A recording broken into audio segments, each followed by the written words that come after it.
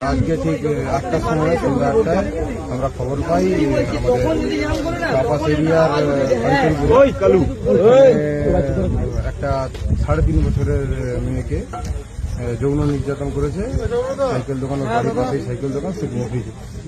তো খবর পেয়ে থানায় আমরা আসার পরে মেডিকেল করানো হয়। মেডিকেল করানোর পরে থানা থেকে যথাযথ ওনাকে অ্যারেস্ট করা হয়েছে।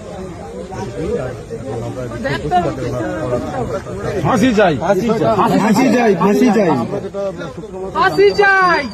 এখন ওই রেকর্ডকে ধরতে যায় মুসলমানের পুলিশ, ফাঁসি চাই। দুজন ওই ছুরি নিয়ে তাড়া করেছিল। হ্যাঁ, ছুরি নিয়ে তাড়া করেছিল দুটো পুলিশ অফিসার।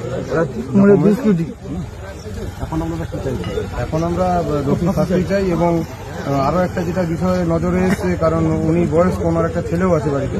ঘটনাটা কে ঘটিয়েছে উনি বলতে পারবেন, ওনাকে জেরা করা হলে বুঝে যাবে। ওনার ছেলেও বাড়িতে আছে। আমরা চাই ওনাকেও তুলে আনা হোক। দিগ্বিজয় পাল।